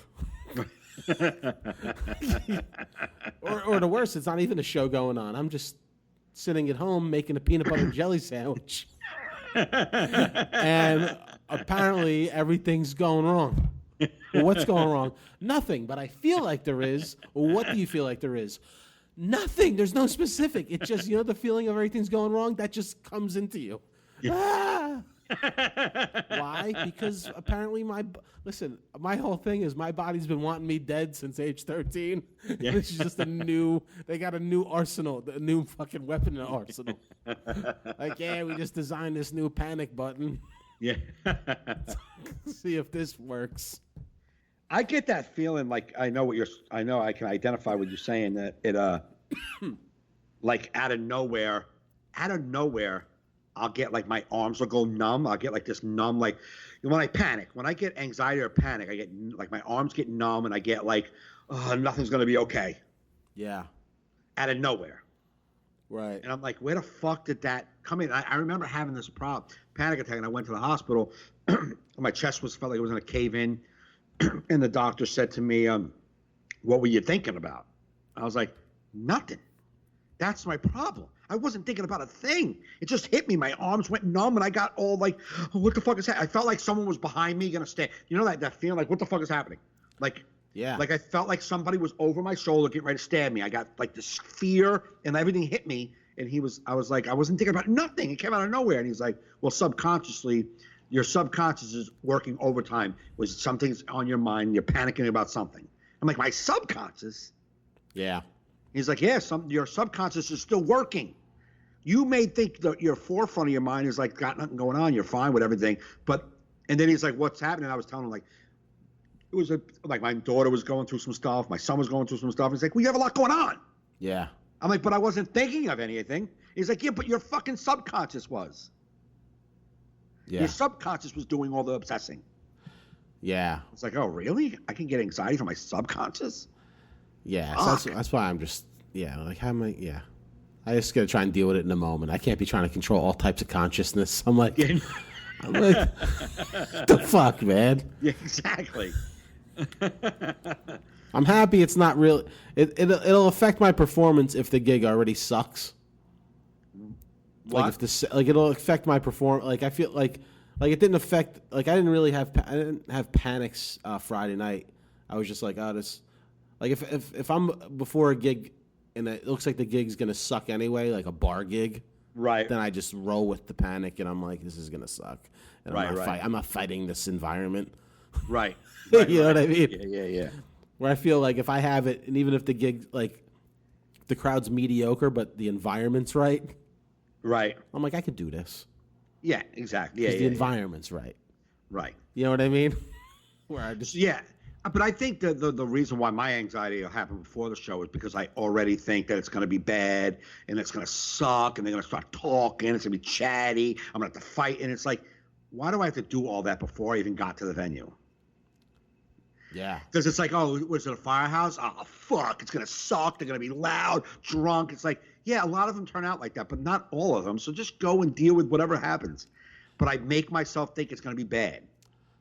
Yeah. I talk to myself a lot before. Yeah. Like, I have to, like, it's the same thing in my head all the time. This is what you do. Just go do it. Yeah. This is what you do, man. This is what you do. You do it all the time. Just go do it. Why the fuck? Do we have to do this These are every people. time? There's people. There's a sound system. They can hear you. Yep. Like, Yeah. you ain't gonna die. Like I always say that. That's what gets me totally calm. Like, it's going to be over in 45 minutes. yeah, No matter what is happening up there, yeah, in 45 minutes, you get to leave with some money. right, No matter what. So just you're going to be fine. yeah, If at the end of this 45, they were going to burn you at the stake, now you could be scared. But at the end of this 45 to 50 minutes, you get to walk off stage, whether they liked you or not, and go home. That's how I get myself calm. yeah, But before that, not every show, but I'll walk into even going to brokerage on Friday. I'm like, oh, fuck, man. Friday, it's going to be shit. And then Saturday late night show, you're like, they're going to be rowdy and drunk. Fuck. It's like, what the? Relax, man. Like, say they are rowdy and drunk. You're not going to survive that? yeah. You haven't had rowdy and drunk before? You know what? But yeah, like you said, though, I've heard like comics talk about that, like things that make you like they get nervous. It's just nervous. Like Right. TV spots, they're supposed to be nervous. I've Right. heard Brian Regan talk about getting nervous for Letterman spots. Like he did like 100 Right. of them or whatever. Yeah. Like everyone was nerve wracking. What did Bill Burr say? Remember that one? When he was like in the green room and he was like, why the fuck did I pick this job? Why? Well, I gotta his pick manager was there all calm. Yeah, he's like, You're why gonna do I do gotta great. pick this? Why do I gotta pick this career? I gotta fucking panic before I go on. I've done this Yeah. before. What the hell am I worried about? Yeah. Yeah, it's unnecessary worry instead of being in the moment. Yep. You know, it's just. But you know what? I wonder if it stems from this. I'll just speak for myself, like from like early comedy where you've been like I got this, and then you suck a cock, you know, like so you're like I ain't gonna ever feel like that again. It's like, I feel like that has had to happen to every comic absolutely. where you're like, yo, I'm here. The show Well, can they- start. You hear all the guys like that've been around for a long time. Like it takes confidence. Like I'm gonna be confident. That's what I'm gonna be. I'm gonna be confident. I'm fucking gonna kill it tonight. Yeah. Then you go up and the mic cord pops out. You're like, oh, fuck. And then 3 minutes in, you realize you're not killing it. Your mouth goes dry. You're like, I didn't bring a water up. What the fuck? Oh, it's nothing worse. Nothing worse than dry mouth. I remember those days, man. I haven't had a dry mouth in a long time, but dry mouth, woo! Yeah. Oh, dry mouth. Well, that's why I always bring up water regardless. Like, you only have a 12-minute set. I don't give a fuck. No, you because gotta if I drink go water regardless. if I go dry, I need water, man. But I haven't gone dry in a long time. But Jesus Christ. Yeah. Oh, those are the days. You're like, Yeah. That's like I'm doing Gino's show in July. His Compound Media show. So I'll be like, Right. and I'm like, you just like I podcast all the time. I've been on radio shows all the time, but I'm like, I have like, what if I get on and I just have nothing to contribute? right. And you're like, It's weird, though. and then being you tell guest- yourself. Then I just told myself, I'm like, well, then you have nothing to contribute. Don't force Right. it. Then you look like a fucking asshole. Exactly. But it's so weird, though, because you don't know when they jump in, like if there's 2 or 3 people on the mic and you're like, I don't want to step on anybody's lines. If they're talking, I don't want to step on them. But there's no lull. Can I get in? Like when I was on that Kevin Brennan, and you got Kevin who's psychotic, and then you got Vinny Brand who's equally psychotic, and they're yapping. I don't see. It was like double Dutch, like yeah. That's what I feel like it's gonna be with Gino. I feel like if I get one in, I'll be fucking. I can't. And not that I just didn't want. Yeah, exactly. You're kidding. I didn't want to I didn't want to step on them talking. I didn't want. It's their show. It's his show. It's not my show. So if you want to engage me, look at me and say, "What do you think, Mike?" And I'll talk all day long. But I don't want to just jump in with my opinion on your show. I'm a third mic. I'm a guest. Yeah. Like I did Pete Dominic, his show a long time ago on XM Radio, like 8 years ago. He brought me in. But he not once looked at me the whole time on the show. It was just me and him and his producer. He was looking over the computer at his producer. I was to his left. And never once did he turn and go like he was addressing me and wanted my opinion. So I just sat there like, when do I talk? Yeah, I think you're just supposed to jump in. Yeah, and it's just like I'm not comfortable doing that. Yeah. I don't know when to jump in. Like I'm gonna let you finish up your thought and then I'll come in. But if you just be like, taxes are really crazy. What do you think, Mike? Yeah, they are. Then I'll let you know. Yeah. But if you're a rant about taxes, I'm not gonna be like, I pay. I just don't want to do that. So I don't know, man. I'm not good at those things. Yeah, like radio. Yeah. I'm just not. I'm not good at them. I'm going to try and do more of them this summer since I'm off a lot. I'm going to try and do a lot more podcasting and get out there and just, Right. Yeah, why not? Do shit like that. Why not? While I'm off a lot. I'm going to hopefully do more of those city spots. I had a good time. It felt good going up and doing 10 minutes. And it was like a cool mixed crowd of like 2 gay dudes holding hands in the front, a couple of Norwegian broads, just like this whole like fucking different fucking a black family to the left. It was just, when I went up on stage, it was like a black mother with like her 3 daughters, and they were just mean mugging, like right. And then when I turned them, yeah, I just felt so good, man. Yeah. Because I just mean mugging me, and I'm like. Like normally in the past, that would have sent me like right into fucking like bomb mode. Like here we go. But when I turned, when I won them over, I'm like, I don't know why. I just love winning over black people. Like I feel like it's such a triumphant. Right. I don't know if that's racist. I don't know if that sounds racist. Or stereotyping or lumping them all. I don't know what you want to call it. But when black people give you comedy love, it's real. Yeah, and they look like they didn't want to give they feel like we've been here an hour and a half. Yeah. I don't know how many more of you are coming up here now. Right. Like that's the look I felt from the whole audience upon like it was literally like I had to make them like kind of clap a little more. Right. I did like a page out of your book, like come on, we could do better than that, because it was like when they said like here's another comic, it was like another comic. Like that's how I felt the energy was as stepping on the stage, and I'm like, no, I drove in for this. We're gonna have as best the 10 minutes as I can have right now for me. Well, normally I would have been like, yeah, I get it. Me too. I don't want to be here either. Here's a couple thoughts I've had. Can you humor me on the comedy stage? I've gone to Greenwich, and it's been like a 2.5 hour show if I'm closing out like one of the produced shows during the week. And I'll come in, and you can just see the people like, oh, no. I thought there was one more 5 guys ago. You know what I'm saying? Like, yeah.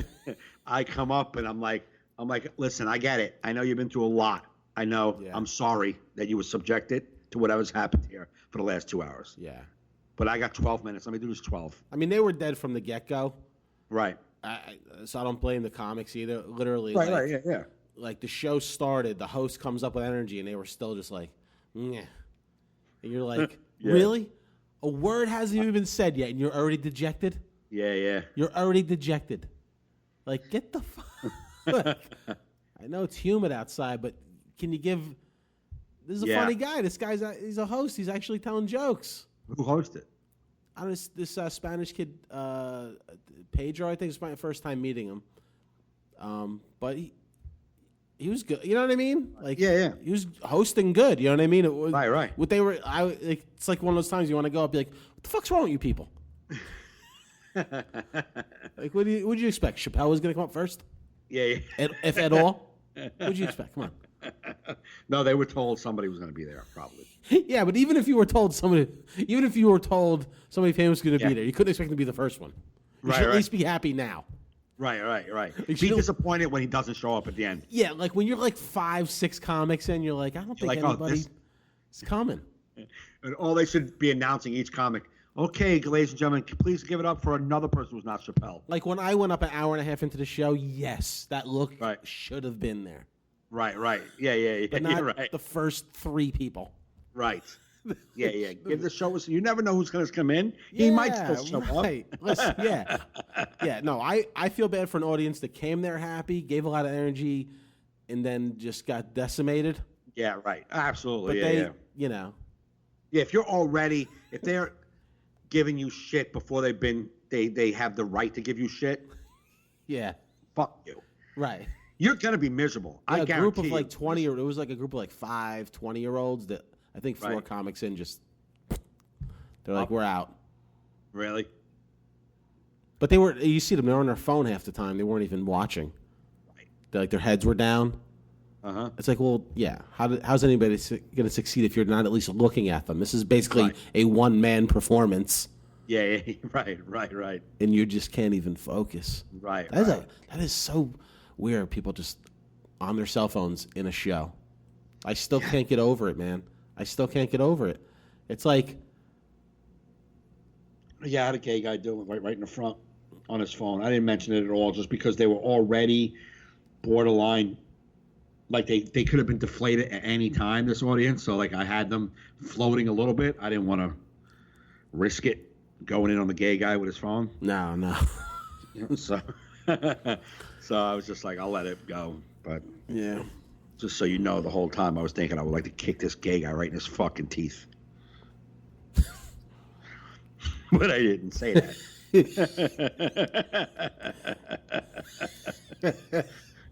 You know, I said last night, I was just so like, it was 2 hot lesbian Puerto Rican girls. Hot. They're like 20 years old. I'm like, you guys together? And she's like, yeah. I'm like, not here together, like together? She's like, yeah. I'm like, you 2 broads are together? Oh my God, you're in my spank bubble tonight, just so you know. Thank you for the visual. You're in my, both of you. You're going to be back later on tonight. Yeah, I just said it. I was like, I'm going to basically jerking off to both of you, just so you understand. You said that? I said, you're in my spank bubble. Wow. Ooh. They didn't go, ew. They all laughed. Yeah. But it just came out. I was like, you girls are together? And they were hot. And she's like, yeah. I'm like, not meaning here together, like together as a couple. And she's like, yeah. I'm like, what?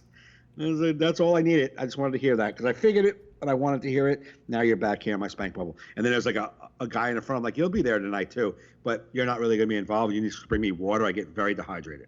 But you're in the bubble. Yeah, but you're You're in the bubble nonetheless. Yeah. Just want you to know you're included. Yeah. You're not being left out.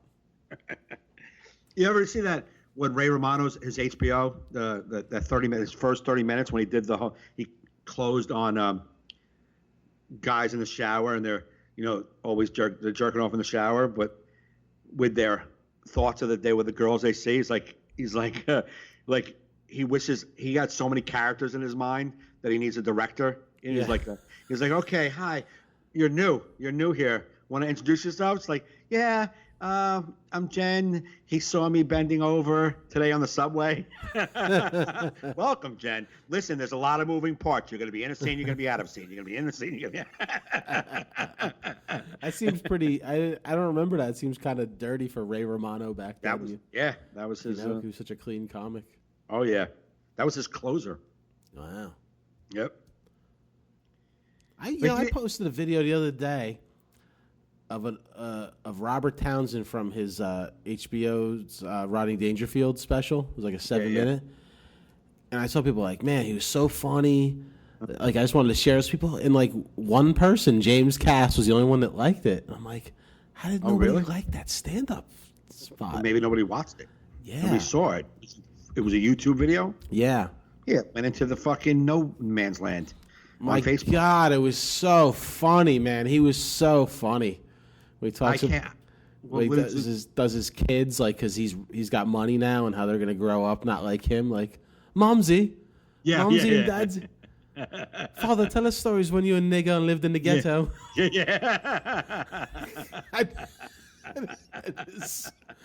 No, that was good, yeah. So funny, man. I forgot how, I want to, like, I wonder if he does any stand-up anymore. I meant to Google him, but then. Robert Townsend? Yeah. Yeah, he did. I saw him. I mean, I didn't see him personally, but I thought he was at, like, Caroline's, like, last year. I'm going to go if I see him at a club like that. I'm watching. That's that 7 minutes. I'm like, that's just so funny. Yeah. It, like, holds up. Well, it's funny. Like, no, but you'll see his act and you're like, psh, I see fucking Road Hacks doing some of this shit. This motherfucker wrote this shit in 81. Right. You know? I was with JJ Ramirez. I had a spot at Dangerfields on Wednesday, I think. Uh-huh. Thursday night. I had a spot at Dangerfields, and it got canceled. There was only 2 people in the audience. Yeah. We were sitting there. It was me, Dustin, and JJ. And JJ's 30. It was like this coming week. It'll be his 36-year anniversary in comedy. Holy shit. Yeah. Holy shit. 36 years. Yeah. Wow. So he started when I was 6. Yep. That's insane. He started in 1981. Wow. And I'm like, holy fuck. First off, how old are you, JJ? Like,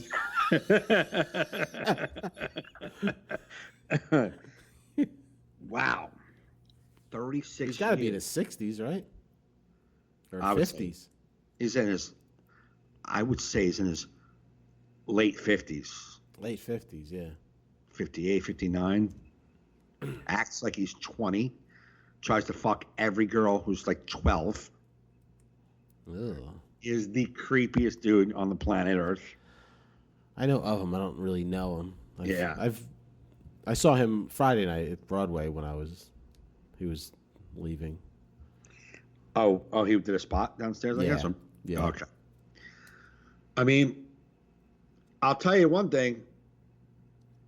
There's all the B clubs in the city, like the Strip, Dangerfields, Broadway, use him every weekend if he's home. He'll have enough spots. He'll do all their shows. And he'll make $600-700 just from doing all their spots on the road. Like the other, I hope so after 36 years. Like the Cellar, Gotham. I don't think Stand Up New York uses them, but those 3 other clubs, they use the fuck out of him.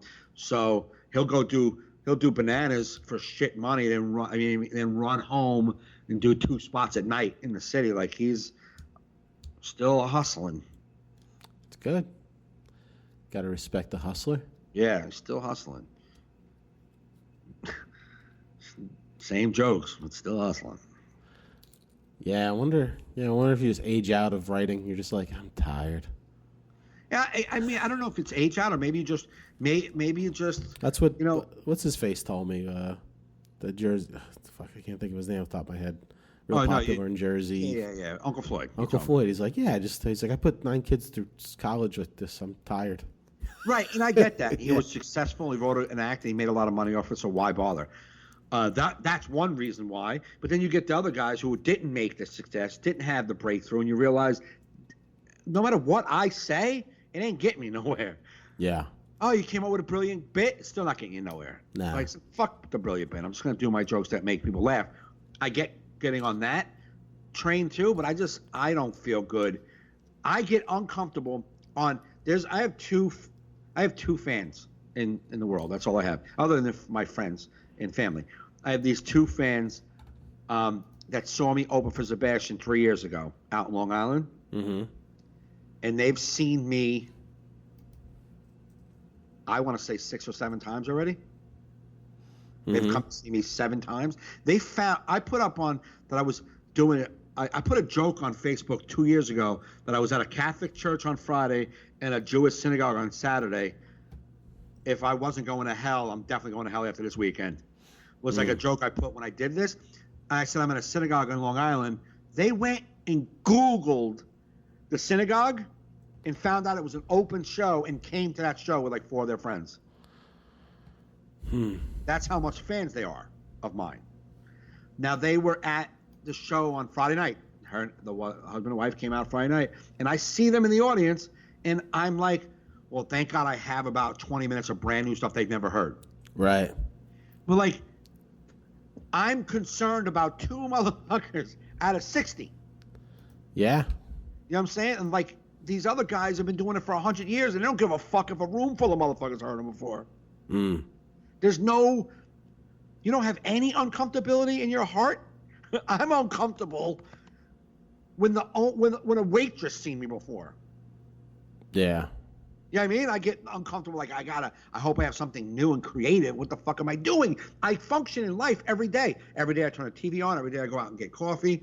I fucking interacting with human race every day. How do you not have a new joke every day? Yeah, I don't have a new joke every day. Well, I'm not saying I'm kidding. I have 5 new jokes every day. Oh, okay. But you even said something earlier just before, like that happened yesterday at your fucking... at acting class with the fucking thing with the... Right, yeah. Right, and then you went to your cousin's, you had a DJ party. Like, you interacted. I guarantee you some funny shit happened there that you can talk about. Right. So if you're looking at the world, how do you not just say some new idea? How do you not do it? How do you fucking not do it? How do you not speak what just happened? Yeah, I don't know. That's just what... Yeah, I don't know. That's like... Well, that's even like Patrice used to like knock people's notes out of their hands when he'd see them at the club. He's like, fucking with the notes. He's like, you ain't fucking out no notes when you're hanging out with your friends. Let's go up there and be funny, motherfucker. But I like that mentality. Like, right. We're so beholden to like, I gotta like, yeah. Just fucking go up there. And I think that's what made him so genius. Right. No, that's what made him look like when he sat there on the stool, that he was just thinking of stuff because he had no plan. So he went up there and had to think about what he was going to say. Yeah. Me with a plan, like I go up, it's like I've seen Patrice enough to know. Yes, he's doing a lot of these same jokes. No. He's working this act. He's got jokes, but like I like that mentality. Like fucking lighten up. You're a funny motherfucker. That's like I feel like you're especially the type of comic that can go up and just really you could give at least like 15 minutes off the top of your head, just be funny. Right, because I think you have to be comfortable to do that too, right? Yeah. I think Patrice was genius because he was working bits out, but he didn't go up there with a structure. That's what he always used to say in some interviews. Like, I try to tell the same joke in a different way. Right, which with me, the reason why like I'll write my set list down is because I for some reason need to remember where I'm going. Yeah. For some reason, because like if I don't have it, it's like a security blanket. If I don't write it out, I go up on stage and I feel like not consistent in my thoughts. If I'm not, I won't like do the jokes I want to do if I don't put them down on paper. Yeah. For me. But the reason why Patrice looks so natural up there is because he didn't plan it out. He knew he knew his jokes. He knew how to tell his jokes, but he didn't plan out a plan of attack. He just went up there and did. Yeah.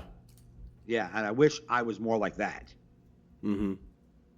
And I think like you said, I could go up without and just do, but I get so regimented on what the jokes I want to say.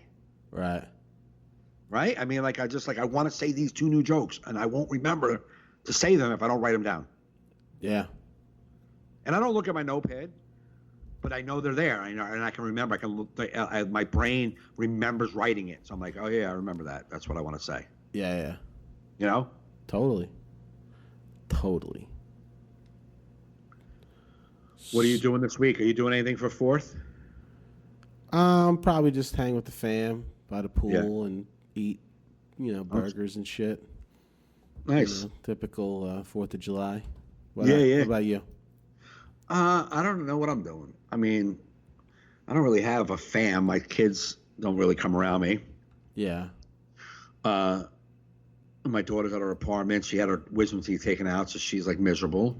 My son's hanging with her to keep her company during the day. I don't know what we're doing. I mean, we probably won't do nothing here. Troy Allen and Ritu were throwing around because Troy Allen's apartment rooftop is right at the East River where the fireworks are. Oh, nice. So they were thinking about maybe getting a little hibachi grill, sitting up on his roof, doing some burgers, hot dogs, and watching fireworks. Oh, that's cool. I did that Yeah. one time. I had a friend who had an apartment on the East River, and I don't know if you ever sat that close to those fireworks, but they look like they're falling on you. It's fucking insane. Well, when they were in the Hudson River, I used to go to Liberty State Park, and I felt like that. Oh, okay. Like, I think on a rooftop it'd be even worse, like more. It was amazing. Yeah. Like, totally amazing. Oh, maybe. I was with a broad. I was banging a broad a few years back, and she had a townhouse right on the Hudson River in Hoboken, or like, what is that water? Edgewater. Okay, yeah. So I was there for that, and that was pretty cool. That was pretty cool. But I think a rooftop in Queens, right there at the East River, is. Yeah. That's gonna cool. It's gonna be I should awesome. crash that party, man. That sounds like Yeah, fun. man, you should. Yeah, I could get the wife to come. Let's go watch the fucking Macy's fireworks. Yeah. I mean, Troy put it out there. I don't know what his rooftop fits, but we should do it. It's fine.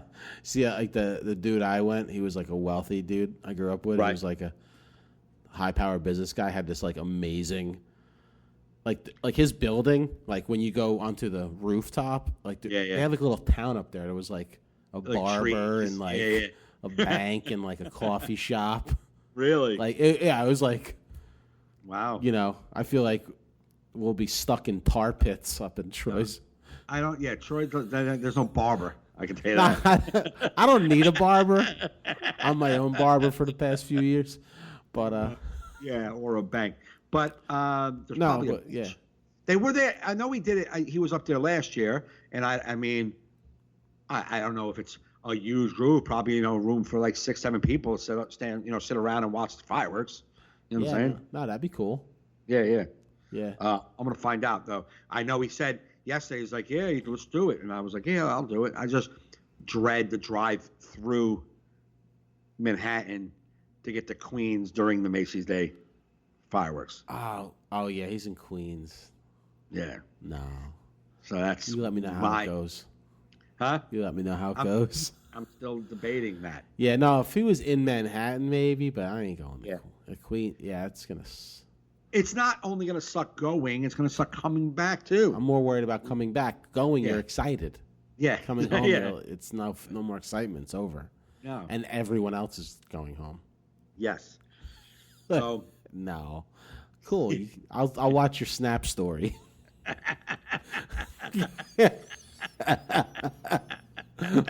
While I'm not in traffic coming home from Queens. Like, wow, Mike had a good time. he was right. There was no bank on the roof. There was no bank on the roof. It was barely a roof. Well, it's like a house roof where it's being blocked by like 3 buildings. Be like, yeah, I thought we were gonna. Yeah. No, we're just on the roof. The fireworks are right on the other side of that building. Yeah. Oh. You see them like spraying like the end of the fireworks. Yeah. Like, Ooh, but that was nice. Yeah. That one would probably look great from that building. No, his building is right on the like it looks over the Queensboro Bridge almost, so it's right there. That's probably nicer because you'll see Manhattan from his building, not the other way when you're Yeah. on Manhattan and you see Queens in the background. Like you'll see Right. the Manhattan Yeah, skyline. absolutely. Yeah. Like this girl I dated in my 20s, her dad worked on those ships like in Bayonne. Like, Yeah. Like in The barges. the barges, and we can go on. We went on like not on a barge, we went on like the boat that fixes the barges. Yeah. On one of those and watched it, and it was pretty cool. But you're still pretty far away. It was nothing like I got spoiled that time. I was on In the the city? east side of Manhattan, Right. just watching. Like I said, they were falling on you. You're just like, this Right. looks unsafe. Only you would be in the crowd going, "Are we supposed to be this close?" I've never been that close to like that big of fireworks. It just like Right. they were so big. I thought I was like hallucinating on acid. I'm like they're like boom. You're like whoa. You're like, it's a nice one. The scared squirrel in the whole group. I was like, "What's wrong with this guy?" Like, Yeah. every boom, he's gonna jump backwards. That was one of those weird about that. Like, it was a dude I met in recovery, right? Mm-hmm. But like he's like, oh, we grew up in the same town, but we didn't really. We're like he didn't mention to me like anybody in his family. Like, Right. It was just like, oh yeah, I grew up in East Brunswick. I'm like, oh cool. And then he's like, you guys should come to my place in Manhattan. Watch Right. fireworks. So a bunch of us from recovery go there, and I go in, and it's like, I know his sister is. I'm like, that's your sister. That's your. I didn't Oh, tell really? me that's Haley's your sister. I'm like, Right. she's like, Joe, what are you doing here? I'm like, I met your brother. Where'd you meet Yeah. him? I met him. You ask him. You ask him where I met him, and we'll see what he says. I'm very new to this. I take anonymity and shit. Like the whole Where did family you say was we there. met? That's where we met then. Yeah, that's where he met. Yeah, we met at the thing at the place. Who cares? We're here. Was there on the roof? Was other people, other residents up there? Yeah, it was. Yeah. It's the same disappoint. Like I was telling Carrie this yesterday. It's like the same, like when I'm looking like at vacation. Like you think you're gonna go there and watch fireworks, it's gonna be you and the 5 people you know. Yeah. Or like when I'm researching vacations, I'm like, this fucking hotel looks great. Look at that pool. Look at that fucking beach. And you get there like, who the fuck all these fat people come from? Like, what the Yeah, right. fuck? Ruining my good time. Like it's never in the advertisement. Right. Like, you get Yeah, there, you're like, no. it's so crowded. The brochure is empty. The brochure is empty. Like, this place is perfect. This place is perfect. And then I get there, I'm like, ugh. I went to the Bahamas in September, and because I guess that's hurricane season. Yeah. We went the first week of September, so everybody's back to school. Vacation was empty, and it was like a 3-hotel resort, and it had like the lower range price, and then the middle range price, and then the higher range. But you got to use all the beaches and pools and restaurants. So we were in the middle range hotel with a balcony looking over the ocean. You come down. There was 4 people, like 2 other couples that we saw for the 3 days we were there. Like nobody. We walked the whole beach. We had sex on the beach, not even worrying if someone was going to walk up on us because there was nobody there, and the weather was like 85 degrees. Oh, it was fucking. I swear to God, I wasn't humid. We were in the pool, went out into the ocean, and then you could swim in the ocean, come back into the pool. I was like. It was beautiful. It was beautiful. Every photo, if I bring the photos up, every photo has like her and me, this girl I was with, like, and nobody behind us. Like, there's empty beaches. Yeah. That's when you should go in September when no one else is on vacation. Yeah. But no, that's how that fireworks was too. It was like cramped. So I'm like, So you went there like all this. they're falling. The fireworks are falling on us, and I'm claustrophobic. It was, Yeah. but it was beautiful. I had a good time. Even though Yeah, it yeah. sounds like I didn't have a good time. Were you with abroad? No, it was just a bunch of people from the meeting Okay. that went there, and no broads. I was only clean like a few months. Okay. Yeah, that was a long time ago, man. Holy shit. That's like I found that old band video of mine fucking 20 years ago this July. That fucking Wow. video was from. It's fucking insane. You were playing a bass, right? Yeah, I was playing bass. I was a guitar player. I bought that bass to perform for that band because that was my buddy's band. Oh, that's right. You told me. Yeah, they needed a bassist. They needed a bass player. I was a guitar player. I went and bought a bass, and I remember listening to that band's songs in my car on tape on rewind just to get them in my head. Right, really. To learn them. I had to learn them in like a month to like Wow. do all these gigs, and that was one of our first gigs. Wow. And I got laid that night. It was great. Nice little blonde hair broad.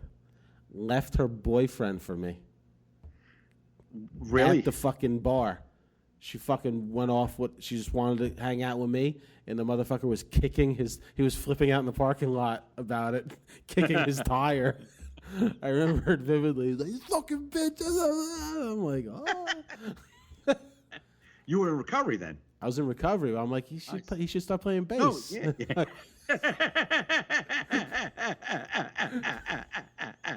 You ever think about taking up an instrument? I'm just suggesting. I know you're angry over there, but she seems to like bass players. I don't know if you want to.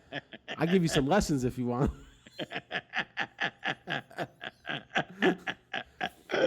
Yeah, I met her. It was just cute. She lived in New Brunswick, and I hung out with her for like about a month after that. I had an NA camping trip I was scheduled to go on, so she came on that with me. It was nice. Nice. It was great. I was like, I love being a rock star. This is great. Yeah, you'll get. We were talking. Me and Troy were talking about that last night. Like rock stars, man. They just, they just. Bro, when your band kills it on a stage at a show, because a lot of times shows we played it, it'd be like 3-4 bands. So you could be good, but there could be a band just fucking rips it up after you, and all the girls are, hey, I like that band. Right. But it's so easy to meet girls when you kill it with your band, like even as the bass player, like, you know, it's just such an easier. Right. No, absolutely. But people think comics are on the same level. We're not. There's some, I'm sure Dane Cook pulls in much, ass back in the day. I mean, like it all depends on where you're performing at. It all depends on what comedy you're doing. Yeah. You know what I mean? Yeah, no. Because my first few years of comedy, when I was doing like open mic, like it was open mic level, but like around Rutgers, like around the younger circuits. I met girls. Yeah. These are single girls, and you're a single dude. I'm not talking about being married no more. Right. Yeah. Right. Stepkids in my life, like that ain't getting laid material. That ain't I want your number after the show material. You know what I mean? That's like, let's talk about daycare material. Right, exactly. I'm saying, but back then I used to meet a lot of girls. Right. Especially, at open mics, even in New York, because they, young girls pop into this shitty open mic at 10 o'clock on a Wednesday. Ain't nothing else to do. NYU student, and I was then in I was 28 years old, 29 years old. Right. You know. Yeah. But yeah, when you're old like us and you're at fucking fundraisers with fucking Utz chips in the center of the fucking table. Why had to be Utz? Because that's what we do. But I bet if you were performing Comedy Cellar Friday night, 3 shows, you're gonna meet a couple girls. No, listen. I do clubs, and there's women. There's definitely women. And my material isn't only about my kids, so it's about even when it is about my kids, it doesn't matter. I meet women, but not rock star level. No, women. not groupie type. Yeah, and I don't know a lot of comics that do, but there's the upper cooler, hipper comics who do like the hipper rooms and like they're bigger names that probably pull in tons of ass because they have groupies. Yeah. Plus, you don't do the things though that you do to meet these girls. Like a girl's not going to be in line walking out and grab you then, but like say for instance, like at City Steam in Connecticut, you go hang up in the bar afterwards. Right. Or by the pool table upstairs. If those people that were in the show are hanging out, you have an in. I know. You were the guy downstairs. Yeah. But the line leaving the club ain't going to get it, and then you walk back to the hotel just crying a pizza. That's not going